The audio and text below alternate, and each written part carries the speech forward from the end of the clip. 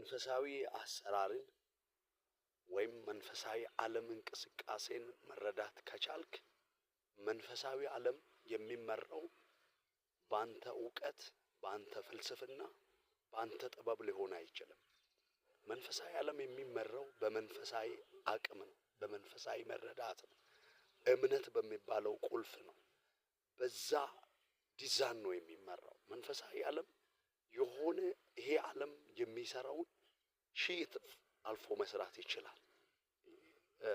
ነቢዩ ሲናገር ኤልሳ የተናገረው ደመና ንፋስ የለም ደመናም የለም ይህ ሸለቆ በውሃ ይሞላልና ምንም የንፋስ እንቅስቃሴ ፕሮሰስ የሌለበት ዝናብ እንዲዘንብ የፕሮሰስ ያስፈልጋል። ደመና ፕሮሰስ፣ የንፋስ ፕሮሰስ ያስፈልጋል። ይሄ በሌለበት ባልታሰበው ሁኔታ እናንተ ዝም ብላችሁ ጉድጓድን ቆፍሮ አለ ሰማይ በሚያደርገው ድርጊት ማመን ነው ማለት ነው። ይህም በእግዚአብሔር አይን ቀላል ነው ብሎ ነው የዘጋው። ይህ በሰው ዕውቀት፣ ቴክኖሎጂ፣ ጥበብ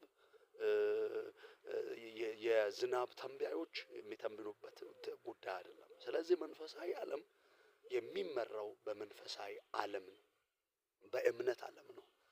እግዚአብሔር መንፈሳዊ ዓለምን በሚመራው መንገድ ነው። ይሄ ከላይ የሚበልጠው ከሁሉ ይበልጣል ስል ከላይ የሚመጣው ከሁሉ ይበልጣል ስል መንፈሳዊ ዓለም ያሸንፋል።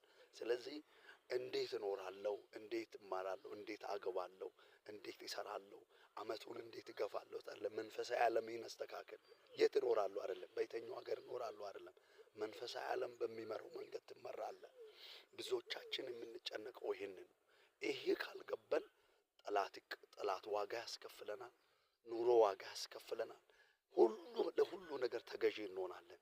የበላይነትን እናቅም ማለት ነው። ባላችሁበት ቦታ ይሄ ቪዲዮ እንደዚህ አይነት መሰል ቪዲዮዎች ወደ እናንተ እንዲደርሱ ይህንን ፔጅ ፎሎ፣ ሼር፣ ላይክ እያደረጋችሁ አጫጭር ቪዲዮዎችን ወደ እናንተ እልካለሁ። አገልግሎቴንም እንድትደግፉ ይሁኑ። ባላችሁበት መንፈሳዊ ዓለም ይገዛል እያላችሁ እምነታችሁ የጨመረ እንደሆነ ከአሸናፊዎች በልጣችሁ እንድትኖሩ መልእክቴን አስተላልፋለሁ። ሻሎም